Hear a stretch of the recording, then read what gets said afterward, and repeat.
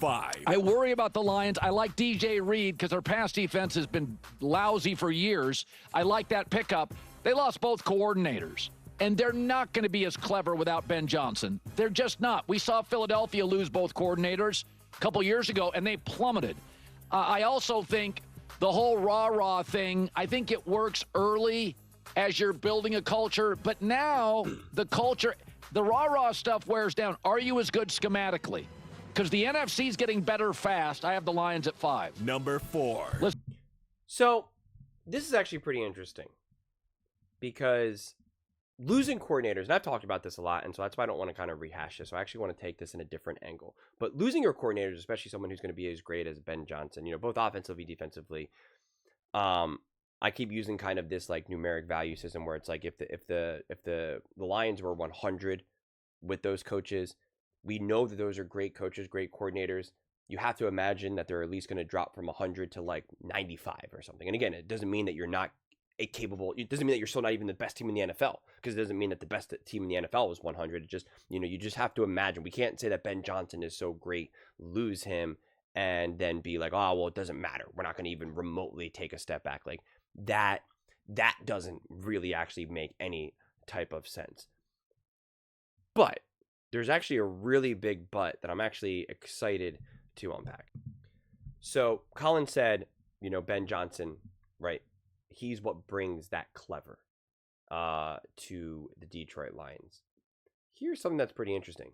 The Bills, they not clever. The Ravens, they not clever. The Rams, they are. They're I think Sean McVay is an incredibly balanced coach between knowing how to be clever, how to play small, which I always refer to as small ball, not relying on the fireworks, but sometimes doing that because obviously you do have, some big dudes like Puka Nacua, etc. And then the Eagles, I wouldn't say that their offense was necessarily clever. It was just like, we got the dudes, and we're just going to come up with, a true game plan, and we're gonna not let ourselves get in the way, but we're still here to, we're just gonna be smart at executing, and we're gonna put the ball in the hands of our players, and we're gonna balance out kind of when do we run, when do we throw, when does Jalen Hurts hold on to the ball, when does he hold on to the ball to throw versus hold on to the ball to run versus handing the ball off. Like, to me, that's actually probably the most clever they got. And that is a level that really only works when you have like a quarterback like a Jalen Hurts and a Saquon Barkley, because it's, you have the RRPO. But that wasn't necessarily like clever in the sense of like what Ben Johnson brings to the table in terms of that level of gameplay, play calling. But the reality is that we know the Lions got a squad. So in some ways, you could almost say that they could benefit from being less clever and just playing high level, smart football. Right. Some of those really great, plays that we see that everyone's kind of like, oh my God, did you see that play? Yeah, you're probably going to lose some of that. And that's okay. That's okay, because Tom Brady, even in that playoff game, was kind of like, what are you doing? You're getting too clever. And some of the play calling in that playoff game against the Commanders, I was kind of just like, guys, like, let's just play some regular old football, man.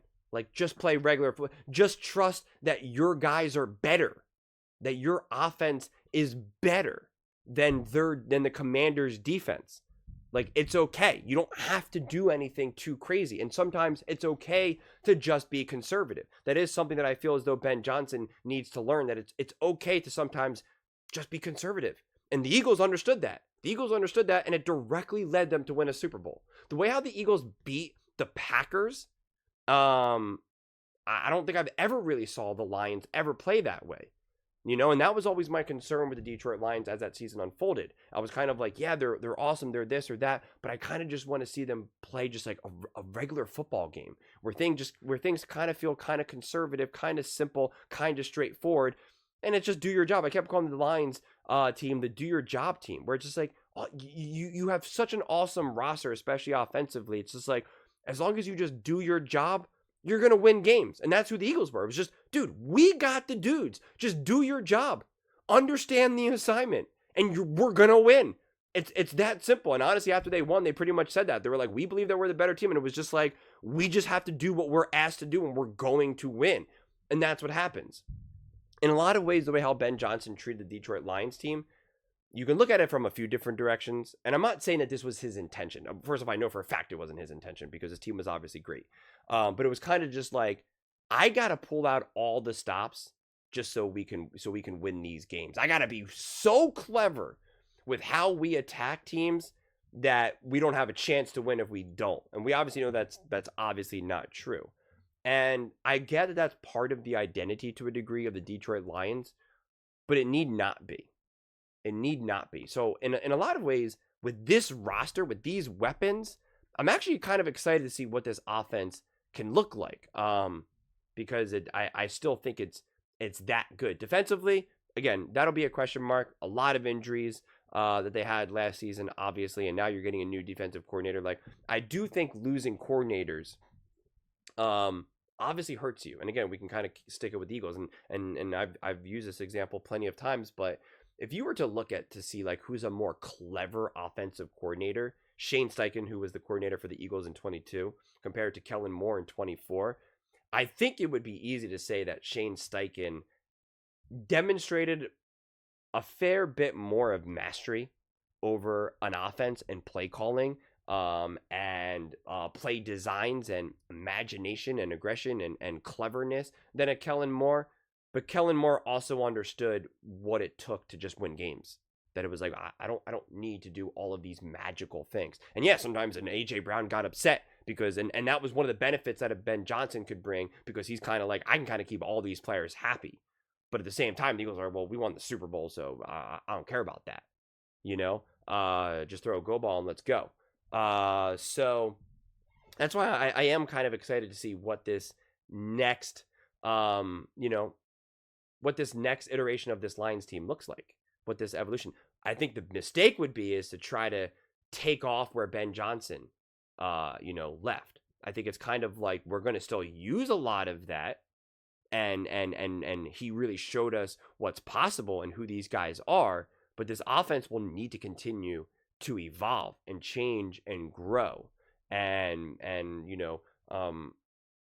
it's just a waiting game to kind of see what it looks like, because I can already see it now where a lot of people are gonna be like, oh, this offense lacks imagination and this or that, and that is the problem, because sometimes, and this is what the Eagles had in 23, you had a coordinator who's just like, I lack the imagination, the ability to just also come up with solid game plans, like, and I'm not a good play caller. And then it's just like, all right, I don't know what to do in this situation. And that is the risk that a team like the Lions can have with a new coordinator. Again, I'm not predicting that, but I'm just saying that of course is the question mark and the risk. But I think if you try to just be like, hey, this offense was so exciting, so dynamic, so imaginative, so clever, we got to keep doing that because that's who we are, that's what the Detroit Lions are, that's the mistake. That would be the mistake. And quite frankly, it didn't work even, right? Like it ultimately didn't lead them to the Super Bowl, to the promised land. And again, you can explain away injuries and whatnot, but like after that game in the playoffs, I was very adamant, like, listen, obviously injuries mattered, obviously losing your defense mattered, but the offense fundamentally was not ready to play. That still should have been a game that, like, yeah, maybe you give up 40 points, but you sure could have scored 40 points too. You still could have hung a ton of points and at least looked competent offensively, and you did not. You had a lot. You had a lot of questionable drives that were kind of head scratchers. And that was kind of that was the one Achilles heel of Ben Johnson, of just trying to do too much, trying to be too aggressive when you maybe didn't need to be. And so, maybe getting a little bit of a different offensive identity could really help this team, especially because they still have the dudes there. If they lost Ben Johnson and they lost some weapons, or if Ben Johnson was really responsible for really elevating these players and making them look even better than they were, yeah, then I can see them, they're at more of a risk to taking a step back. And in a lot of ways, you can kind of see that with the Philadelphia Eagles when they had a Shane Steichen who was great, who was really able to kind of get things open. Then the following year, they had a decent running back, but not a Saquon Barkley level running back. And so it's just like you're taking a step back from a coordinating spot, and you don't have this next elevation in the roster. It's like in 23, even though that they had an inferior coordinator compared to what Kellen Moore was, if they had Saquon Barkley, I'm confident that offense would still be pretty darn good, even if it still wasn't optimized in a way to win a Super Bowl. That's potentially what you still have with a team like the Detroit Lions because of just the sheer talent that they have on that roster. So, but we will see. But those are just my thoughts. I'd absolutely love to hear yours. What do you guys all think about the new coach look of the Detroit Lions and kind of, what that will mean for them this coming season? Let me know in the comments below. I read every single comment. It's whether you agree with me or disagree with me. Either way, let's get in some discussions. Let's get in some fights. But ultimately, let's just have some fun. And please do consider subscribing. We're building an amazing community here, and I absolutely love to see you part of it. I want to build something that we all genuinely feel connected to. Something that we're really excited to be part of. I think we're well on our way to doing it. And please don't forget to give this video a thumbs up, as it really does help with the visibility and the algorithm. Thank you so much. See you next time.